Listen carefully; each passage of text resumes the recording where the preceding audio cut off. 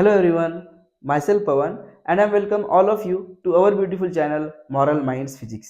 तो आज के इस लेक्चर में हम स्टडी करेंगे यूनिट्स एंड मेजरमेंट इस चैप्टर का मेजर ऑफ लेंथ।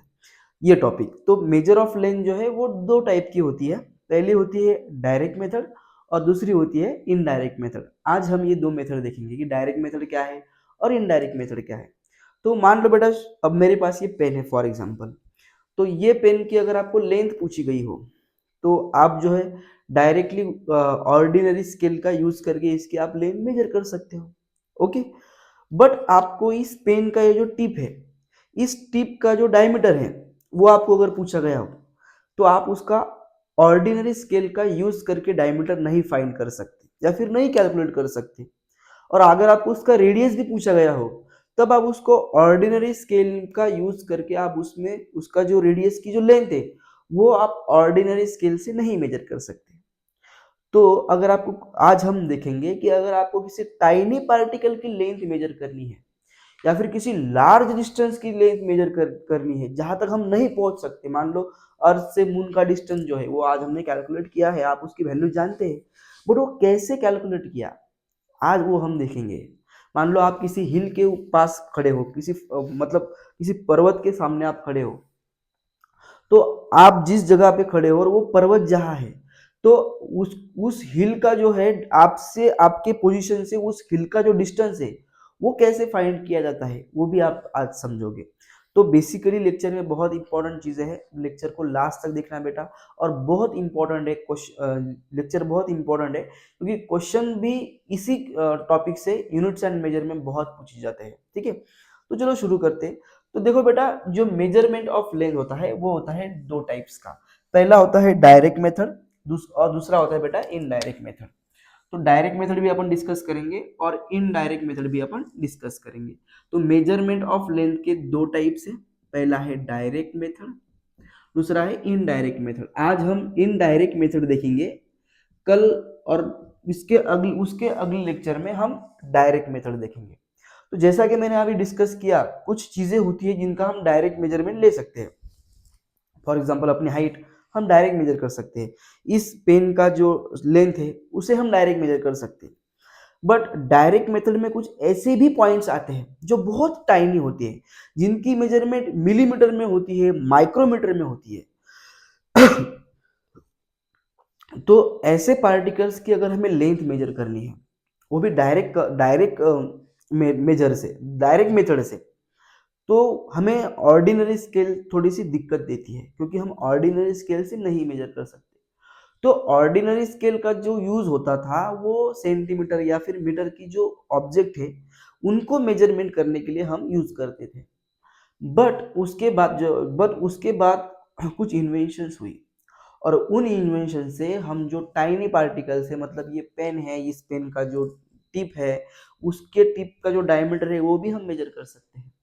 या फिर कोई इंजेक्शन से उसकी जो सुई होती है उसके जो डायमीटर है उसे भी हम मेजर कर सकते हैं। तो ऐसी चीज़ों का मेजरमेंट करने के लिए जो डायरेक्ट मेथड में आती है, इम्प्रूव इम्प्रूव थोड़े बहुत इम्प्रोवाइजेशन हुए। तो क्या इम्प्रोवाइजेशन हुए, उन्होंने जो अपनी ऑर्डिनरी स्केल है उसको इम्प्रूव किया।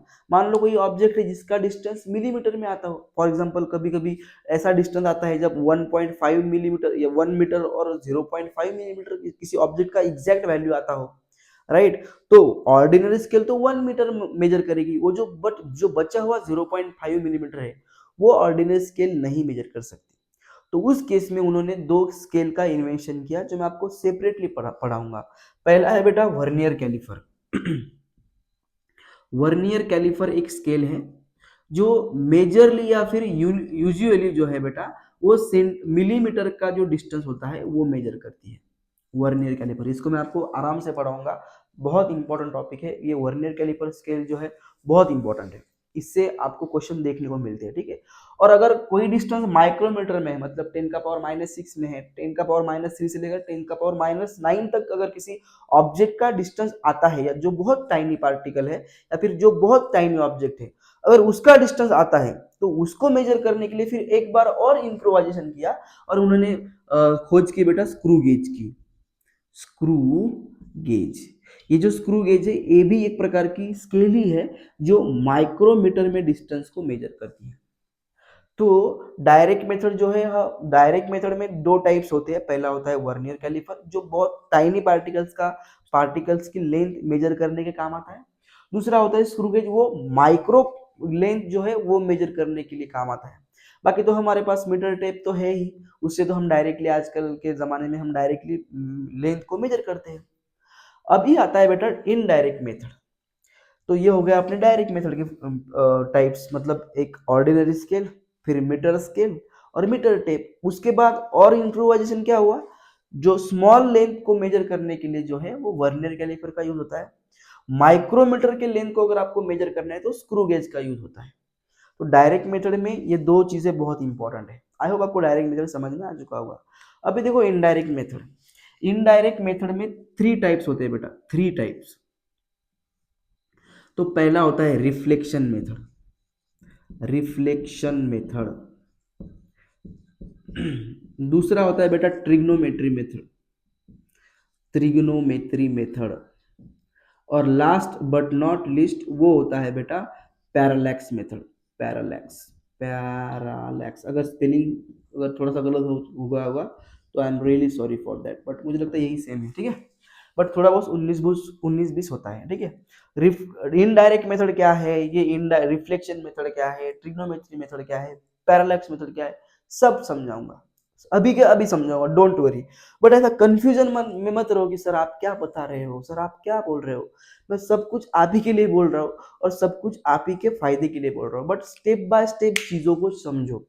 अभी हमने क्या देखा, अगर आपको लेंथ मेजर करनी है तो लेंथ मेजर करने के फिजिक्स में दो टाइप्स हैं, दो मेथड्स है। पहला है डायरेक्ट मेथड, दूसरा है इनडायरेक्ट मेथड। डायरेक्ट मेथड में आता है अपनी ऑर्डिनरी स्केल, अपनी मीटर स्केल, अपना मीटर टेप। बट इससे जो है हम ऑर्डिनरी चीजों का लेंथ मेजर कर सकते हैं। बट जो ऑर्डिनरी चीजें नहीं है, जो एक्स्ट्रा ऑर्डिनरी चीजें मतलब बहुत टाइनी पार्टिकल्स है, तो उनकी रेडियस उनकी लेंथ मेजर करने के लिए हमने क्या किया, उनकी रेडियस उनकी लेंथ मेजर करने के लिए हमने वर्नियर कैलिपर और स्क्रू गेज, ये दो स्केल का इन्वेंशन किया जो बहुत स्मॉल पार्टिकल्स का लेंथ जो है वो मेजर कर सकते हैं। मतलब सेंटीमीटर में जो जिनकी लेंथ आती है, सॉरी मिलीमीटर में जिनकी लेंथ आती है, माइक्रोमीटर में जिन पार्टिकल्स की या फिर जिन ऑब्जेक्ट की लेंथ आती है, उनको मेजर करने के लिए हमने वर्नियर कैलिपर और स्क्रू गेज का यूज किया। अभी इनडायरेक्ट मेथड क्या है पहले ये समझो। इनडायरेक्ट मेथड में हम डायरेक्टली चीजों को मेजर नहीं करते, गेस करके चीजों को मेजर किया जाता है और हमारा गेसिंग 99.99% एक्यूरेट आता है, ये समझो।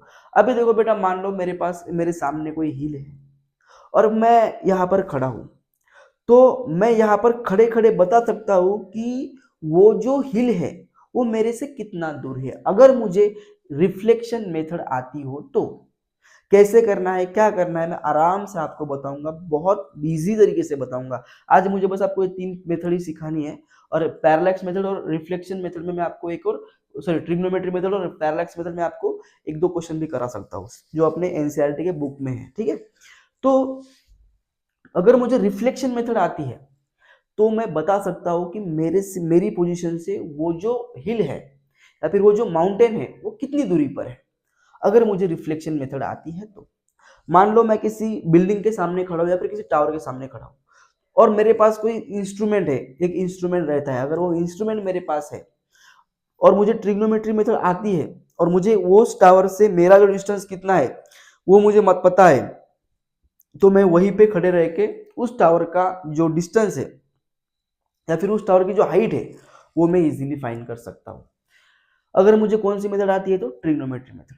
मान लो कोई स्टार है अपने अर्थ से बहुत दूर है, बट कितना दूर है ये अगर मुझे कैलकुलेट करना है तो मैं पैरालैक्स मेथड का यूज करूंगा। बेटा मैं उस टावर तक तो नहीं गया, मैंने उस टावर को टच किया क्या, मैंने रेडियो सॉरी मैंने वो मीटर टेप लेके उसका जो है हाइट मेजर किया क्या, नहीं। मैंने यहाँ पर किसी भी चीज का यूज नहीं किया, मैंने यहाँ पर फिजिक्स के लॉज का यूज किया है, मैंने ट्रिग्नोमेट्री का यूज किया है, यहाँ पर भी मैंने फिजिक्स के लॉज का यूज किया है, और यहाँ पर मैं बेसिकली फिजिक्स के और मैथ के जो लॉज है उनका यूज करके उस स्टार का मेरे से मेरी अर्थ से कितना डिस्टेंस है वो आराम से बता सकता हूँ, ठीक है, किसका मेजर करके? इनडायरेक्ट मेथड का यूज करके। यहाँ पर हम प्रैक्टिकली वहां पे नहीं गए, वो तो पॉसिबल ही नहीं है। यहाँ पर चीजों को ऑब्जर्व किया गया, चीजों के ऊपर जो फिजिकल जो प्रॉपर्टीज है, जो मैथमेटिकल प्रॉपर्टीज है, उन सभी का यूज करके चीजों को मेजर किया गया। तो कौन सी मेथड में चीजों को मेजर किया जाता है? इनडायरेक्टली, वो तो इनडायरेक्ट मेथड है। तो पहले अपन देखेंगे कि रिफ्लेक्शन मेथड क्या है, फिर अपन देखेंगे ट्रिग्नोमेट्री मेथड क्या है, और उसके बाद हम देखेंगे बेटा पैरालेक्स मेथड क्या है। बहुत इंटरेस्टिंग है, बहुत सिंपल है, और बहुत आपको इसको समझने में, सीखने में आई होप आपको मजा भी आएगा। ठीक है, पहले देखते हैं अपन रिफ्लेक्शन मेथड। रिफ्लेक्शन मेथड, सभी बच्चे हेडिंग डालेंगे रिफ्लेक्शन मेथड। ओके, और बहुत सिंपल है। आपको लग रहा होगा कि बहुत डिफिकल्ट है, बट बहुत सिंपल है। बस आपको 2-3 चीजें ध्यान में आनी चाहिए। ठीक, मान लो एक पर्सन है अपने पास, बेचारा यहाँ पर सरफेस पर खड़ा है, उसके आगे एक माउंटेन है, फॉर एग्जांपल ये माउंटेन है, और उस बच्चे को या फिर उस पर्सन को रिफ्लेक्शन मेथड से उसके पोजीशन से लेकर ये जो माउंटेन है या फिर जो हिल है, उसका उसकी पोजीशन से लेकर ये जो हिल है यहाँ तक का ये जो डिस्टेंस है उसको डिफाइन करना है। तो कैसे फाइंड करेगा? देखो बेटा, सभी जानते हैं जो हिल के एरियाज होते हैं, जो माउंटेन के एरियाज होता है, वहां पे इको होता है। इको मतलब क्या? अगर आप एक बार आवाज दोगे तो आपको वो आपकी आवाज बार बार सुनाई देगी, इसे हम इको कहते हैं। या फिर मैंने कहा, मैंने कोई नाम दिया, तो वो नाम दिया नहीं, नाम बोला, तो वो नाम मुझे फिर से सुनाई देगा, इसे अपन क्या कहते हैं? इको। अभी जनरली मैं बोल रहा हूँ तो मेरा बोलना मुझे नहीं सुनाई दे रहा है, क्योंकि यहाँ पर इको नहीं है। बट अगर मैं माउंटेन के ऊपर हूँ और जोर जोर से चिल्लाता हूँ पागलों की तरह, तो मेरा आवाज मुझे सुनाई देगा। क्यों सुनाई देगा? क्योंकि वहां पे इको है। तो इको को इतना डेप्थ नहीं लेके जाऊंगा मैं, बट इको क्या है आई होप आपको समझ में आ चुका होगा। तो ये बंदा क्या करेगा, यहाँ से एक आवाज लगाएगा। मान लो इसने साउंड वेव्स, आवाज लगाई मतलब साउंड वेव्स क्रिएट की। तो वो साउंड वेव जो है बेटा, वो साउंड वेव्स इस माउंटेन तक या फिर इस हिल तक जाएगी। ठीक है, और वहां से टकरा कर फिर से इसके पास ट्रैवल होके आएगी, तभी तो उसको उसकी आवाज सुनाई देगी। तो यहां पर हमें इसेंशियल क्या है? इस केस में हमें इसेंशियली साउंड का स्पीड इन एयर। तो साउंड का स्पीड इन एयर होता है बेटा 332 मीटर पर सेकंड। ये बहुत इंपॉर्टेंट है। तो उस बंदे ने आवाज लगाई, मान लो उस बंदे को उसकी आवाज 4 सेकंड के बाद सुनाई दी। उसने उसके गर्लफ्रेंड का नाम लिया होगा, और 4 सेकंड के बाद उसको उसकी गर्लफ्रेंड का फिर से नाम याद आ गया होगा। ठीक है, ऐसे ही मजाक कर रहा हूँ। ठीक है, तो उसको वो आवाज सुनने के लिए कितना टाइम लगा? 4 सेकंड लगे। अभी उसके पास दो चीजें हैं। पहला क्या? Speed of sound in air, क्योंकि वहां पे बेसिकली एयर होती है, और उसको उसकी आवाज कितने सेकंड में सुनाई दी, वो आवाज, वो टाइम उसने नोट किया। तो उस बंदे को उसकी आवाज 4 सेकंड के बाद सुनाई दी, मतलब टाइम कितना है बेटा? टाइम है 4 सेकंड, और उसको ये डिस्टेंस फाइंड करना है। तो simple speed is equal to क्या होता है? स्पीड इज इक्वल टू होता है डिस्टेंस अपॉन में टाइम, राइट? तो ये डिस्टेंस डी जो है, आवाज ने कितनी बार ट्रेवल किया? 2 बार ट्रेवल किया। एक बार इसके बक्कल कैविटी से आवाज बाहर निकली, वो आवाज यहां से लेकर यहां तक पहुंची, मतलब डी डिस्टेंस कवर किया। फिर से वही आवाज टकरा के वापस उसी के पास आ गई, मतलब उसने जाते वक्त डी डिस्टेंस कवर किया और आते वक्त भी डी डिस्टेंस कवर किया, मतलब उसने टोटल 2D का डिस्टेंस कवर किया। तो यहाँ पर अपन लिखेंगे स्पीड, हम जानते हैं कितना होता है 332। डिस्टेंस कितना है बेटा? डिस्टेंस है 2D, और टाइम कितना नोट किया? 4 सेकंड।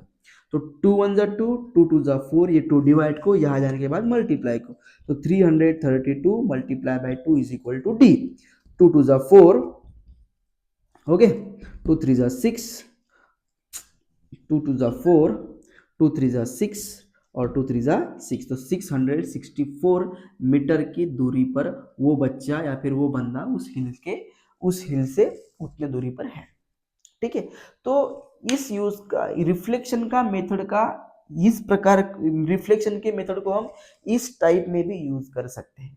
आई होप आपको ये कंसेप्ट समझ में आ चुकी होगी। ठीक है, अभी देखो बेटा, इसका यूज सिर्फ इतना ही है क्या? नहीं, रिफ्लेक्शन मेथड के बहुत यूज होते हैं। बट उसके पहले आपको एक बात जाननी पड़ेगी। जो ह्यूमन बीइंग है बेटा, वो ह्यूमन बीइंग सिर्फ 20 हर्ट्ज से लेकर 2 किलो हर्ट्ज तक ही साउंड की फ्रीक्वेंसी सुन सकते हैं। मतलब हम बिलो से बिलो 20 हर्ट्ज तक सुन सकते हैं, उसके बिलो हम वेव की साउंड वेव की फ्रीक्वेंसी नहीं सुन सकते। मैक्सिमम हम 2 किलो हर्ट्ज की फ्रीक्वेंसी सुन सकते हैं, उसके बाहर हम नहीं सुन सकते क्योंकि वो हमारा ईयर डैमेज कर देगा, ठीक है। तो ये हमारी रेंज है, इसके बिलो हम नहीं सुन सकते, इसके आगे हम नहीं सुन सकते, ये हमारी रेंज है। तो जो वेव्स होती है वो दो साउंड वेव्स जो होती है बेटा वो दो टाइप्स की होती है। पहली होती है अल्ट्रा साउंड, जिनकी फ्रीक्वेंसी हाई होती है, ठीक है। मैं यहाँ पे इसको एक बार इरेज करता हूँ, चाहो तो आप इसको पॉज करके एक बार नोट करो, ठीक है। मुझे आपको ये समझाना पड़ेगा क्योंकि बहुत इंपॉर्टेंट है वो। सोनार भी आपको समझाना पड़ेगा, रडार भी आपको समझाना पड़ेगा, बट उसके यूज है, ठीक है। अभी देखो अपने पास जो फ्रीक्वेंसी होती है वो होती है 20 हर्ट्ज से लेकर 2 किलो हर्ट्ज। तो हम 20 हर्ट्ज से लेकर 2 किलो हर्ट्ज तक सुन सकते हैं, right, there is no doubt. तो होता क्या है बेटा, रिफ्लेक्शन मेथड का यूज जो होता है वो दो टाइप्स में होता है। पहला होता है अल्ट्रासाउंड वेव्स। अल्ट्रासाउंड वेव जो होती है वो होती है हाई फ्रीक्वेंसी की, जिनकी फ्रीक्वेंसी हाई होती है। और दूसरी होती है बेटा इंफ्रासाउंड वेव्स। तो इंफ्रासाउंड की जो वेव्स होती है वो होती है लो फ्रीक्वेंसी की वेव्स। पहली होती है हाई फ्रीक्वेंसी, दूसरी होती है लो फ्रीक्वेंसी, ठीक है। अभी देखो, तो मान लो अगर आप डॉक्टर के पास चले गए, तो आपको फॉर एग्जांपल किसी किसी बंदे के कोई बंदे को कोई प्रॉब्लम है स्टमक में, और वो डॉक्टर के पास जाता है। तो डॉक्टर बोलता है कि आपके पेट में किडनी स्टोन है, राइट, मतलब आपके बॉडी में किडनी स्टोन है, या फिर आपका लीवर थोड़ा सा डैमेज है, या फिर आपके बॉडी में कोई इम्प्योरिटी आती है, या फिर कोई प्रेग्नेंट वुमन है तो जो बच्चे की जो हालत है, मतलब जो फिजिकल कंडीशन है वो भी चेक कराने के लिए डॉक्टर के पास जाते हैं। तो उस केस में डॉक्टर क्या करते हैं, उस केस में डॉक्टर एक सिंपल सा फॉर्मूला यूज करते हैं।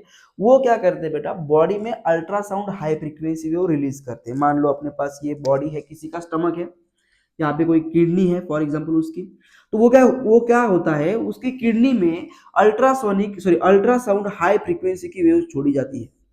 तो ये जो अल्ट्रासाउंड अल्ट्रासाउंड हाई फ्रीक्वेंसी की जो वेव्स है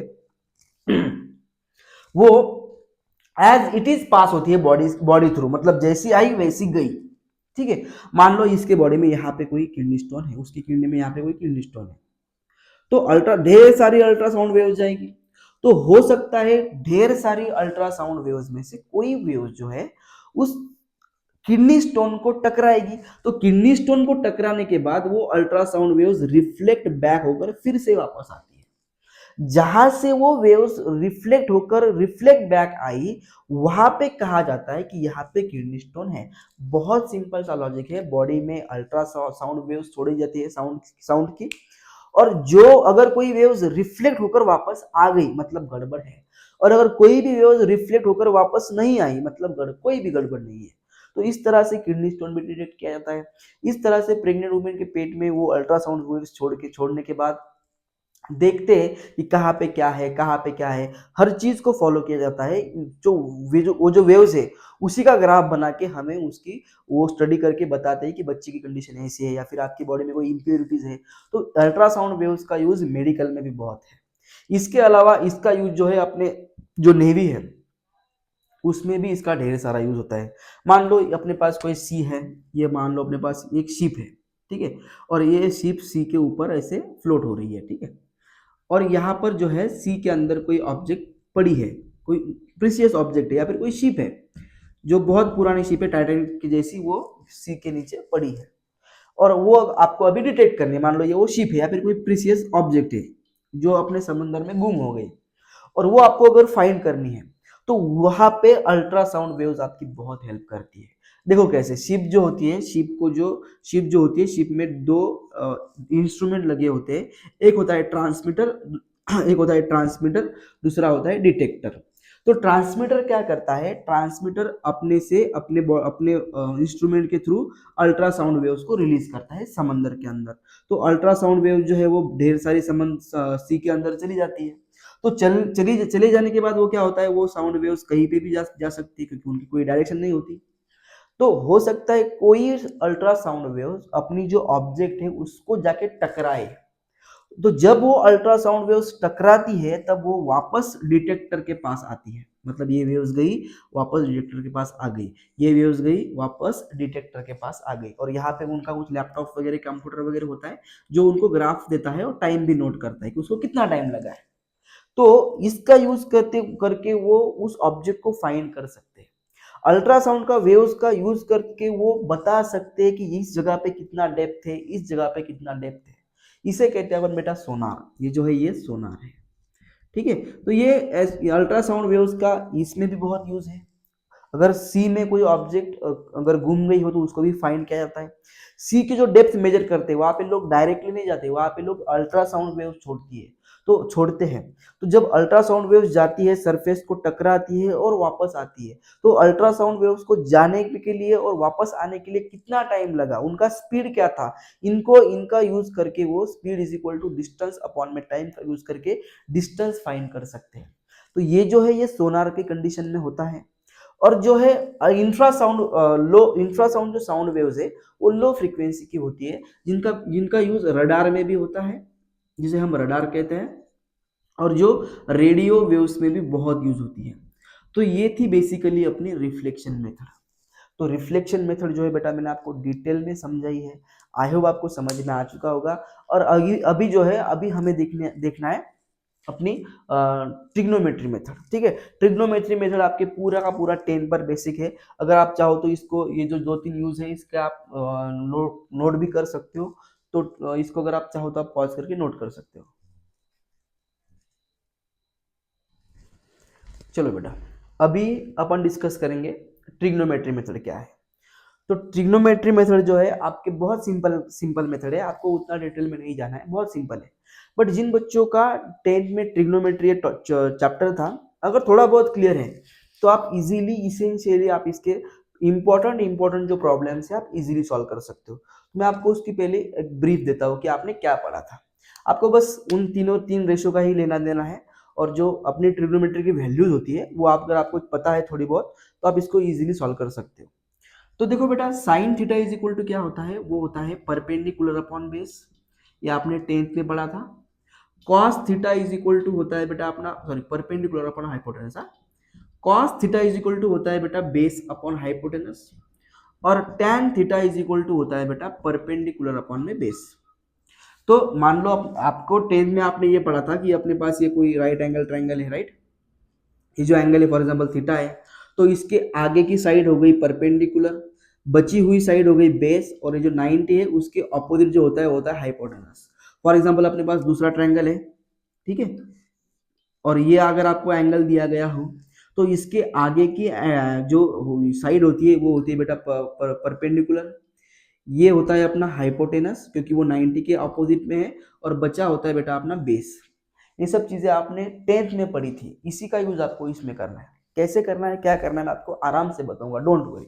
तो पहले आप मैं चाहो तो इसे पॉज करके नोट कर सकते हो, क्योंकि ये अगर आप भूल गए हो तो आपको ये थोड़ा बहुत आना चाहिए, ठीक है। तो मैं तो अभी करूंगा इसको इरेज। अभी देखो कैसे करते हैं क्या करते हैं आराम से पढ़ेंगे, डोंट वरी। बट गड़बड़ नहीं करनी, अगर गड़बड़ करेंगे तो सारी अपनी गड़बड़ हो जाएंगी, ठीक है। तो और लेक्चर को आपको लास्ट तक देखना है।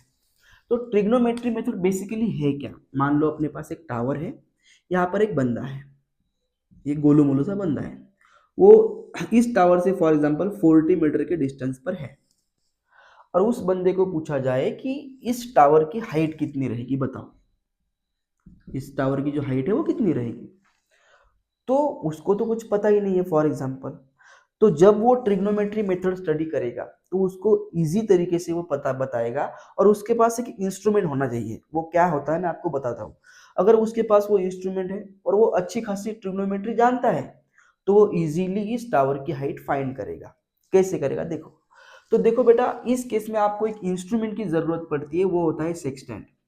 एक स्कोप होता है, उस स्कोप को अगर यूज करें तो हम ट्रिग्नोमेट्री अप्लाई करके किसी भी बॉडी की हाइट हम फाइंड कर सकते हैं। देखो बेसिकली सेक्सटेंट होता क्या है, तो उसको एक दो आर्म्स रहते हैं इस तरीके से, ये फर्स्ट आर्म और ये सेकंड आर्म। ये आर्म ऐसे चिपके हुए नहीं होते, यहाँ से चिपके हुए होते हैं, और ऐसे उठ सकता है। इसके ऊपर लगा रहता है एक स्कोप, ठीक है, इसको दो लेंस लगे रहते हैं। तो और यहाँ पर लगी रहती है ऐसी मीटर स्केल, ठीक है, इसमें कुछ नंबर्स होते हैं लाइंस के। ये किस लिए होती है? ये होती है एंगल मेजर करने के लिए। तो जब वो बंदा इस वेव तो मैंने बहुत बड़ा ड्रॉ किया बट वो छोटा होता है। जब वो बंदा इस स्कोप से देखेगा तो वो उसे देखने के लिए उसको उसको जब वो बंदा इस स्कोप से उसके टावर को देखेगा तो उसके टावर को देखने के लिए उसको सेक्सटेंट को थोड़ा सा ऊपर उठाना पड़ेगा। तो जब वो सेक्सटेंट ऊपर उठाएगा तब उसको उस बॉडी का जो या फिर उस बिल्डिंग का या फिर वो टावर का जो टॉप है वो दिखेगा और वो उसको दिख के उसको करेगा लॉक। आराम से पढ़ो, मैं कोई गड़बड़ नहीं करूंगा, आपको आराम से पढ़ूंगा बट इसको समझने का एक वे है बेटा, सीरियसली पढ़ो, ठीक है। तो ये अपने पास दो आर्म है, उसने क्या किया, इस आर्म को ऐसे ऊपर उठाया क्योंकि वो स्कोप में देख रहा है। तो जब उसको वो ऊपर उठाएगा और उसके टॉप को देखेगा तो वो इसे कर लेगा लॉक। और ये जो मेजरमेंट है इसको करेगा नोट। तो ये जो बेसिक मेजरमेंट है ये मेजर करते हैं एंगल। तो मान लो उसको वैल्यू दिख गई 45 डिग्री, मतलब क्या, उसका जो वैल्यू है, ये जो एंगल है, एंगल ऑफ एलिवेशन है बेटा, वो कितना है, वो है 45 डिग्री। ठीक है। तो अभी उसको एक साइड पता है और अभी उसको एक एंगल पता है और वो जानता है कि परपेंडिकुलर साइड कौन सी है, बेस कौन सा है और हाइपोटेनस कौन सा है। तो बेसिकली वो इस तरीके से कुछ कर रहा होगा। अगर आपको नहीं पल्ले पड़ा तो मैं आपको बता दूं, डोंट वरी। उसके पास एक फर्स्ट आर्म है, ये सेकंड आर्म होता है और इसके ऊपर कुछ इस तरीके से एक स्कोप लगा रहता है, इस तरीके से। तो बंदा क्या करता है, यहाँ पर छोटा आर्म बड़ा आर्म ऐसे चिपके हुए होते हैं, उनका ये एंड चिपका हुआ नहीं होता, यहाँ पे ऐसे स्कोप रहता है। ठीक है। तो ये मान लो स्कोप है तो वो उसको कुछ इस तरीके से देखते हुए से उठाएगा, जहां पे उसको टॉप दिखेगा वो उसको नोट करेगा, इसको लॉक करेगा और ये जो मीटर स्केल है वहां पे वो एंगल मेजर करेगा और उस एंगल को मेजर करके वो बताएगा कि इतना इतना एंगल है। तो उसकी पोजीशन में और वो बिल्डिंग का जो टॉप है उसकी पोजीशन में कितना कितना एंगल है, 45 डिग्री। बस हो गया क्वेश्चन सॉल्व। अभी यहाँ पे वो कौन सा ट्रिग्नोमेट्रिक फंक्शन अप्लाई करेगा, उसे पता है, उसे बेस पता है और परपेंडिकुलर फाइंड करना है। मतलब क्या, परपेंडिकुलर अपॉन बेस जो होता है tan का, तो वो tan सिंपल अप्लाई करेगा, tan 45 is equal to H upon में 40। तो tan 45 की वैल्यू होती है 1 is equal to H upon में 40 डिवाइड को यहाँ जाने के बाद मल्टीप्लाई को and 40 multiply by 1 is equal to 40 metre. तो इस टावर की जो हाइट आ गई वो आ गई 40 मीटर। ठीक है। तो ये उसने क्या किया बेटा, सेक्सटेंट का यूज करके उसने बिल्डिंग की हाइट इजीली फाइंड करी। बट उसको क्या पता होना चाहिए था, उसको पता होना चाहिए था ट्रिग्नोमेट्री। आई होप आपको ट्रिग्नोमेट्री मेथड का फर्स्ट स्टेप समझ में आ चुका होगा। अभी सेकंड स्टेप है जो थोड़ा सा इंप्रूव किया हुआ है, तो इसको अगर नोट करना हो तो कर सकते हो आप। सेक्सटेंट की तो आप सेक्सटेंट इंस्ट्रूमेंट की तो आपने मतलब अभी उसके बारे में तो आपने पूरी जानकारी ली ही है। ठीक है। अभी देखो मान लो एक टावर है, टावर ही कंसीडर करेंगे अपन, क्योंकि अपन टावर कंसीडर करना बहुत इजी होता है। ठीक है। मान लो अपने पास एक टावर है इस तरीके से, इसकी कुछ ना कुछ हाइट है एच और ये किसी शहर में है या फिर किसी प्लेस में है और आप इससे बहुत दूर हो, मतलब आप यहाँ पर हो फॉर एग्जाम्पल, और आपको पूछा गया हो कि बताओ इस टावर की हाइट क्या है। अभी आपको ये डिस्टेंस भी नहीं पता, पहली केस में आपको ये डिस्टेंस पता था, अभी आपको ये डिस्टेंस नहीं पता और इस केस में आपको इस टावर की हाइट पूछी गई हो, तब भी आप इसकी हाइट मेजर कर सकते हैं। देखो कैसे। तो होता क्या है बेसिकली, मान लो आपके पास सेक्सटेंट है, आपने सेक्सटेंट का यूज करके इस टावर के टॉप को आपने लॉक किया। लॉक करने के बाद क्या किया बेटा, आपने इसको इस तरीके से कुछ लॉक किया, ठीक है, और आपने सेक्सटेंट में एंगल मेजर किया, वो आ गया फॉर एग्जांपल 30 डिग्री। तो ये तो डिस्टेंस आपको नहीं पता, राइट। तो आप क्या करोगे इस केस में, आपको दो बार या फिर इस बंदे को दो बार मेजरमेंट करना पड़ेगा। पहले उसने एंगल टॉप को लॉक किया, एंगल देखा, वो आ गया 30 डिग्री। अब वो थोड़ा सा और आगे जाएगा, अभी ये डिस्टेंस उसको नोन है, जब वो आगे जाएगा तब वो उस डिस्टेंस को मेजर करेगा। तो मान लो वो आ गया यहाँ पर और ये डिस्टेंस है फॉर एग्जांपल 2 किलोमीटर। ठीक है। और अब यहाँ पर आने के बाद वो उसको फिर से ऑब्जर्व करेगा सेक्सटेंट का यूज करके। तो उसने उसको कुछ इस तरीके से ऑब्जर्व किया। ठीक है। तो जब जब वो आगे जाएगा, आगे जाने के बाद जो है बेटा एंगल थोड़ा बहुत बढ़ता है, दूर जाने के बाद एंगल कम होता है, आगे जाने के बाद थोड़ा बहुत एंगल बढ़ता है, राइट। तो ये जो एंगल आ गया फॉर एग्जांपल, ये आ गया अपना 60 डिग्री का एंगल। ठीक है। उसने उसको देखा, तो ये तो डिस्टेंस 2 किलोमीटर है। तो मान लो अपने पास ये हो गया ए, ये हो गया बी, ये हो गया सी और ये हो गया डी। तो सी से लेकर डी तक कितना डिस्टेंस है, 2 किलोमीटर, और सी से लेकर बी तक का डिस्टेंस उसको नहीं पता, वो है x किलोमीटर, और उसको बी डी को यूज करके ए बी फाइंड करना है। तो कैसे करेगा, देखो बेटा, इसका इसका भी वे होता है। आई होप आपको ये प्रोसीजर समझ में आ चुकी होगी। अभी देखो, इन triangle ABC, sorry in triangle ABD जो बड़ा ट्रायंगल है, आपको एक एंगल पता है, आपको ये पूरी साइड नहीं पता, बट इसका पोर्शन तो पता है ना आपको, अभी अब ये 2 किलोमीटर पता है आपको। तो यहाँ पर वो क्या अप्लाई करेगा, tan अप्लाई करेगा। कैसे, tan इज इक्वल टू क्या होता है, परपेंडिकुलर अपॉन में बेस।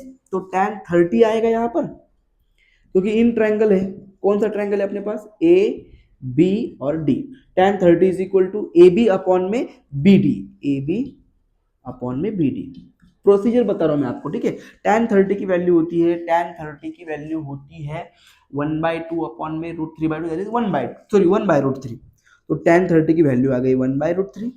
ए बी की वैल्यू है h, और बी डी की वैल्यू कितनी है, 2 + x। यहाँ पर अपन x को एडजस्ट करेंगे, तो ये 2 + x कैसा है, डिवाइड को यहाँ जाने के बाद मल्टीप्लाई को, तो h इज इक्वल टू क्या आया बेटा, h इज इक्वल टू आया 2 + x अपॉन में √3।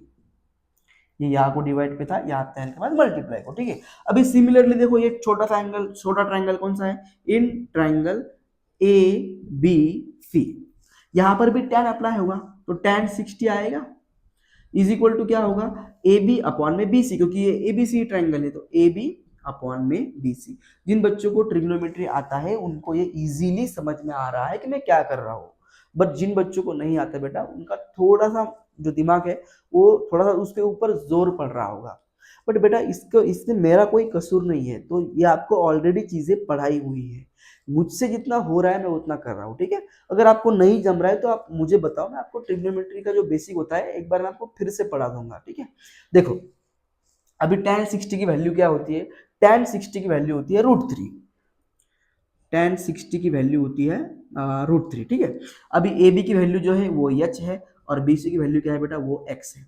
तो x डिवाइड को यहाँ जाने के बाद मल्टीप्लाई को, तो h इज इक्वल टू क्या आया, h इज इक्वल टू आया √3 मल्टीप्लाई बाई x। तो ये सिंपल अपना इक्वेशन नंबर 1 है, राइट। तो यहाँ पर भी h है, यहाँ पर भी h है, तो putting the value of h is equal to √3x in equation number 1, we get what we get √3x, right, is equal to 2 + x upon में √3। तो √3 जो है डिवाइड को यहाँ जाने के बाद मल्टीप्लाई को, √3 multiply by √3 3, x is equal to 2 + x, x एक साइड को, नंबर एक साइड को, x प्लस यहाँ आने के बाद माइनस, तो 3x minus x is equal to 2, 3x में से x गया, 2x बचे, is equal to 2, x is equal to 2/2 is equal to 1। तो x की वैल्यू आ गई बेटा अपनी 1। तो ये जो है ये 1 है, और ये कितना है 2, तो आपका टोटल डिस्टेंस कितना आया, 2 + 1 दैट इज 3 किलोमीटर। बस अभी आप इसको यूज करो या इसको यूज करो, आप इजीली इस टावर की हाइट फाइंड कर सकते हो। कैसे, in triangle ABC tan 60 is equal to A B upon में बीसी, और बीसी का अभी आप हाइट जानते हो या फिर डिस्टेंस जानते हो कितना है, 1 किलोमीटर, क्योंकि x की वैल्यू तो अपन ने फाइंड करी। तो tan इन ट्रायंगल एबीसी क्या आएगा बेटा, tan 60 is equal to h upon में 1। तो tan 60 की वैल्यू होती है √3 इज इक्वल टू h। तो h की वैल्यू कितनी आ गई, h की वैल्यू आ गई बेटा अपनी √3 किलोमीटर। ऐसे भी सवाल आप इजीली कर सकते हो ट्रिग्नोमेट्री मेथड का यूज करके। आई होप आपको ये समझ में आ चुका होगा। अब एक सिंपल टॉपिक है अपना पैरालैक्स मेथड, तो अगर आपको इसको पॉज करके नोट करना हो आप कर सकते हो। चलो, अभी लास्ट बट नॉट लीस्ट वो है अपनी पैरालैक्स मेथड। बहुत इंपॉर्टेंट है, बहुत इसेंशियल है, मोस्ट इंपॉर्टेंट है, ठीक है। तो आई होप आपको रिफ्लेक्शन मेथड भी अभी समझ में आ चुकी है, और अभी आपको जो ट्रिग्नोमेट्री मेथड है वो भी समझ में आ चुकी है। अभी अपना last but not least topic है वो है पैरालैक्स मेथड। तो पैरालैक्स मेथड है क्या, इसको कैसे यूज करते हैं, इसको क्यों यूज करते हैं, ये पहले समझो। तो पैरालैक्स मेथड जो है वो इनडायरेक्ट मेथड में आता है। तो इसको अगर आपको फाइंड करना है या फिर समझना है, तो देखो बेटा, ये अपनी अर्थ है, हम सब अर्थ के सरफेस पर रहते हैं, और अगर हमें अपने सोलर सिस्टम में या फिर अपने कोई गैलेक्सी में कोई स्टार है फॉर एग्जांपल, और आपको यहाँ से उस स्टार का डिस्टेंस मेजर करना है, तब आप यूज करते हो पैरालैक्स मेथड का। पैरालैक्स मेथड एक ऐसी मेथड है जहां से आपको सन का, स्टार का, प्लैनेट का, ये जो अपने बहुत दूर दूर की चीज़ें हैं, इनका मेजरमेंट आप इजी तरीके से पकड़ सकते हो या फिर समझ सकते हो। तो इसको कैसे करते हैं, क्या करते हैं, इसको समझने से पहले, प्रोसीजर समझने से पहले पैरालैक्स मेथड क्या है ये समझो बेटा। तो पैरालैक्स मेथड क्या है, पहले पैरालैक्स मेथड का एंगल समझो कि पैरालैक्स एंगल क्या होता है। तो देखो बेटा, अगर कोई अपने पास एक ऑब्जेक्ट है, ठीक है, या फिर अपने पास दो ऑब्जेक्ट है, एक फॉर एग्जांपल ये फर्स्ट ऑब्जेक्ट है और ये सेकंड ऑब्जेक्ट है, ठीक है। तो मैं आपको समझा रहा हूँ कि पैरालैक्स एंगल क्या है और बेसिस क्या है। तो ये दो ऑब्जेक्ट है, हमने इस पॉइंट से दोनों ऑब्जेक्ट को ऑब्जर्व किया, ये फर्स्ट ऑब्जेक्ट, ये सेकंड ऑब्जेक्ट। तो ये जो एंगल है, ये जो एंगल है, जो दो सिंगल पॉइंट से दो चीजों को हमने ऑब्जर्व किया, तो ये जो एंगल है थीटा, जिसने दो ऑब्जेक्ट को सिंगल पॉइंट से ऑब्जर्व किया, तो उस एंगल को हम कहते हैं बेटा पैरालैक्स एंगल, पैरालैक्स एंगल। और ये पैरालैक्स एंगल के बाद, और ये जो दो ऑब्जेक्ट हैं, इन ऑब्जेक्ट के बीच में जो डिस्टेंस है उसे कहते हैं हम बेसिस। और बेसिकली इन दो पॉइंट को मिला के बनता है पैरालैक्स मेथड। तो पैरालैक्स एंगल क्या है, it is the angle between two object, it is the angle between two object which are observed at a single point। और वो एंगल कहाँ पे मेड है, वो एंगल मेड है बेटा उस सिंगल पॉइंट पे। ये जो सिंगल पॉइंट है, दो ऑब्जेक्ट के बीच में जो एंगल बना है सिंगल पॉइंट में, उस एंगल को हम कहते हैं बेटा, it is the angle between two object which are observe at a single point, ठीक है। And distance between them is called basis, between them is called basis, ठीक है। तो आई होप आपको पैरालैक्स एंगल क्या होता है और बेसिस क्या होता है ये सब चीजें आपको समझ में आ चुकी है। अब ये देखो, ये एक सेक्टर है, ठीक है। सभी ने 10th में पढ़ा है कि थीटा इज इक्वल टू क्या होता है, फॉर्मूला क्या होता है, theta is equal to arc upon में रेडियस। तो ये जो आपको बेसिस दिख रहा है वो तो एक सर्कल का आर्क ही है, और ये सेंटर से लेकर ये जो सर्कल का डिस्टेंस है इसे हम क्या कहते हैं, रेडियस। ये भी आर रहेगा, ये भी आर रहेगा। तो मान लो ये अपने पास अर्थ है और ये अपने पास स्टार है, ठीक है, स्टार है। तो ये स्टार तो अपनी अर्थ तो रोटेट करती है, तो अर्थ के पोजीशन में, अर्थ के रिस्पेक्ट में ये जो स्टार है ये अपनी अर्थ है फॉर एग्जांपल, और ये स्टार है, आई एम सॉरी, ये अपनी अर्थ है और ये अपने पास स्टार है। तो ये जो आर है, ये आर ही तो अर्थ और उस स्टार के बीच का डिस्टेंस है। तो ये जो आर्क, ये जो अपनी अर्थ है वो ऐसे ही रोटेट करेगी।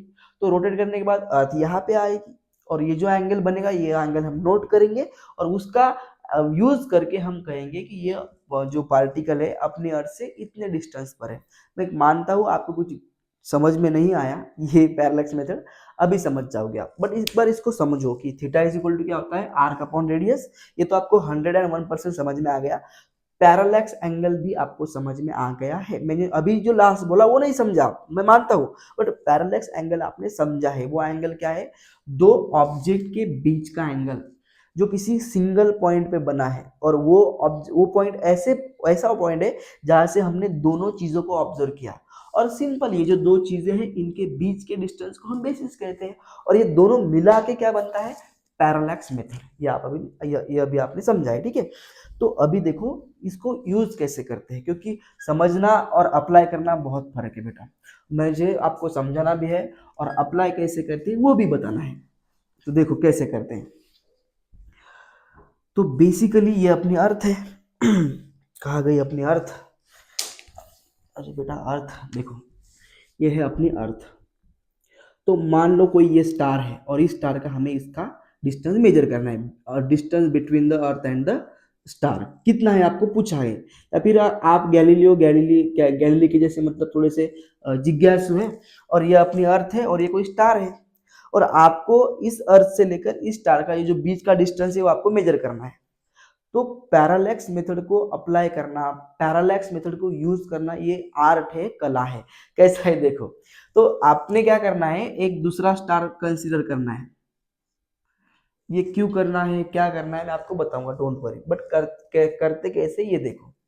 तो पहले क्या होता है, हम क्या करते हैं, किसी एक स्टार को एज अ रेफरेंस पॉइंट हम कंसीडर करते हैं, ठीक है। क्योंकि ये सिंगल स्टार को हम डायरेक्टली नहीं मेजर कर सकते, क्योंकि उसकी एक प्रोसीजर है। तो आपको एक रेफरेंस स्टार कंसीडर करना पड़ेगा। और क्या करोगे आप, आपके पास सेक्सटन रहेगा, बट ये थोड़ा सा एडवांस सेक्सटन रहेगा, बहुत इसका जो लेंस रहेगा वो बहुत एडवांस रहेगा, वो दूर की चीजों को इजीली कैलकुलेट कर सकेगा, कैलकुलेट नहीं, ऑब्जर्व कर सकेगा। तो आप क्या करोगे, पहले इसको ऑब्जर्व करोगे, इस रेफरेंस स्टार को इस तरीके से सेक्सटन का यूज करके, और उसी के रेफरेंस में, सॉरी हाँ मेरी आप लाइन तो सीधी बन जाए यार, इसको आप इस तरीके से यहाँ पे मेजर करोगे, और सेक्सटन को घुमा गया, मतलब आपने उसको सेक्सटन को पकड़ा, यहाँ पे उसको आपने देखा, और फिर आप सेक्सटन को घुमा के यहाँ पे लाओगे। मतलब आपने सेक्सटन को पहले यहाँ पे इस स्टार को यहाँ से सेक्सटन से देखा, अभी आप सेक्सटन का यूज करके यहाँ इसको इसको देखोगे, ठीक है। और तो जब आपने इसको यहाँ से देखा और सेक्सटन को जब आपने एंगल में देखा, तो फॉर एग्जाम्पल वो एंगल आ गया थीटा 1, ठीक है। तो ये थीटा 1 कैसे आया, समझ में आया। सेक्सटन को देखा, पहले रेफरेंस स्टार को देखा, फिर अपने स्टार को देखा, ये जो एंगल है ये एंगल हमने नोट किया। तो अपनी अर्थ रेस्ट पे थोड़ी ना है, अपनी अर्थ घूम रही है। तो 6 मंथ के बाद जो है अर्थ इस तरीके से घूमेगी, और 6 मंथ के बाद अर्थ इस यहाँ पे आ जाएगी।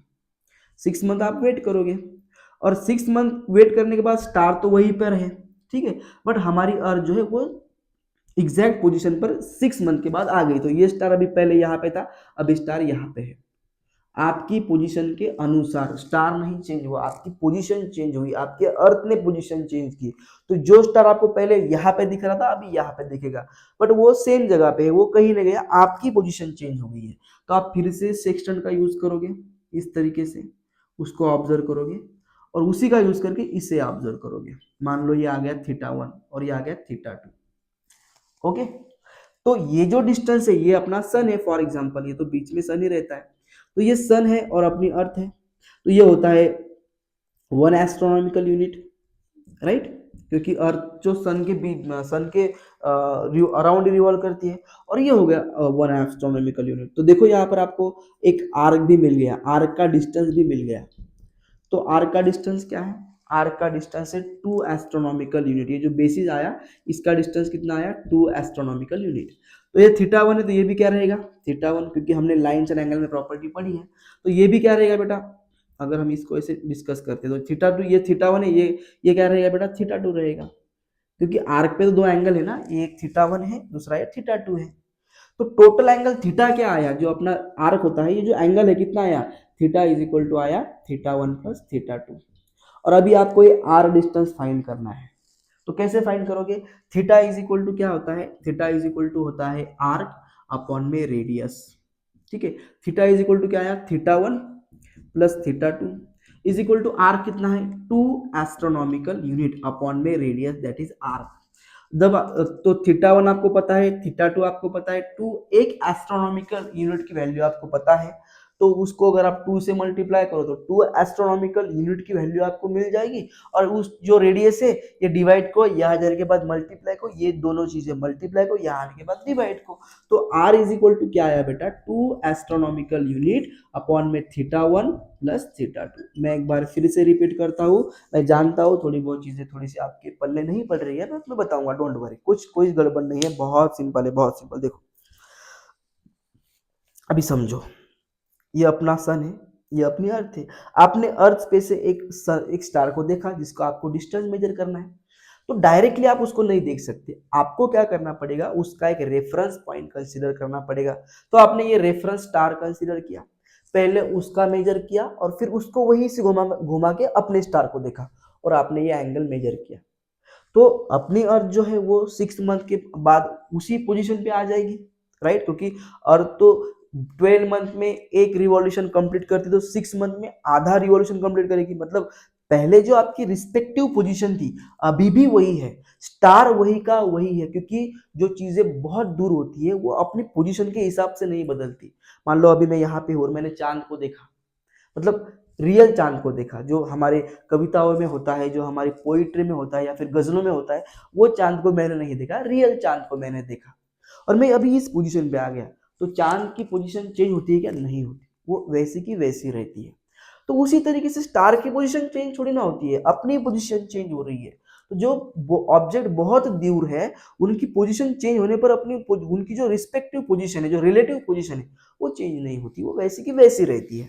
ठीक है, तो अपना जो रिस्पेक्टिव जो हमने एक स्टार पकड़ा था वो वहीं पे रहेगा। तो हमने क्या किया, ये एंगल थीटा वन हमने पहले मेजर किया था। अब जब हम 6 मंथ के बाद उसको देखेंगे तो ये पहली पोजीशन उसकी यहाँ पे थी, अभी हमारी पोजीशन चेंज होने की वजह से ये स्टार हमको अभी यहाँ पे दिख रहा है, बट एक्चुअल में वहीं पे है, चेंज हमारी पोजीशन हो चुकी है। तो हमने उसी को कंसिडर किया 6 मंथ के बाद, उसका एंगल और अपने स्टार का एंगल फिर से मेजर किया, ये थीटा वन आया, ये थीटा टू आया। तो ये जो अपना सन है और ये पॉइंट है, ये तो हो गया एक हाफ ट्रायंगल, दूसरा हाफ ट्रायंगल। तो लाइन्स एंगल तो कहती ना, ये corresponding sorry alternate interior angles है। तो alternate interior angles are always equal. तो ये थीटा वन तो ये भी थीटा वन, ये थीटा टू तो ये भी थीटा टू। तो ये जो टोटल आर्क बना वो कितना बना, theta is equal to theta one plus theta two, that is theta is equal to theta one plus theta two, और theta is equal to arc upon में रेडियस होता है। तो ये सन का एक एस्ट्रोनॉमिकल यूनिट, ये दूसरा एस्ट्रोनॉमिकल यूनिट। तो टोटल एस्ट्रोनॉमिकल यूनिट कितना आया अपने पास, वो आ गया 2 एस्ट्रोनॉमिकल यूनिट। ठीक है, तो अभी देखो थीटा इज इक्वल टू क्या होता है, आर्क अपॉन में रेडियस। तो थीटा क्या है, theta one plus theta two is equal to 2 astronomical unit upon में रेडियस। यही तो हमें रेडियस फाइंड करनी है, यही ये जो रेडियस है सर्कल की, यही हमें फाइंड करनी है, क्योंकि वही तो अपना एक्चुअल डिस्टेंस है। तो हमने क्या किया, इसको ये डिवाइड को था, यहाँ आने के बाद मल्टीप्लाई को, ये मल्टीप्लाई को, वहां जाने के बाद डिवाइड को। इसका यूज करके आप किसी भी ऑब्जेक्ट का डिस्टेंस इजीली फाइंड कर सकते हो। तो ये होती है पैरालैक्स मेथड। तो चाहो तो आप इसको पॉज करके नोट कर सकते हो। चलो हो गया। अभी देखो बेटा, मेरा इंटेंशन था आपको तीनों मेथड सिखाना। आई होप आपको तीनों मेथड इजी तरीके से आराम से समझ में आ चुकी होगी। तो आज के लिए बस इतना ही था। कल हम देखेंगे कि टाइनी पार्टिकल्स का इनडायरेक्ट मेथड में, मतलब इलेक्ट्रॉन्स है, प्रोटॉन्स है, उनसे भी कुछ, या फिर उनके रेंज में जो लगभग टाइनी पार्टिकल्स हैं उनका डायमीटर कैसे मेजर किया जाता है, ये सब चीज़ें हम कल के लेक्चर में देखेंगे। तो कल भी आप इसी तरीके से अटेंड रहोगे, आप लेक्चर को पूरा देखोगे, और अगर आपको कोई चीज़ नहीं समझ में तो एक बार फिर से रिपीट करो, आपको ईजी तरीके से समझ में आएगा। ठीक है, तो आज के लिए बस इतना ही था बेटा। Thanks for watching guys, and always stay blessed.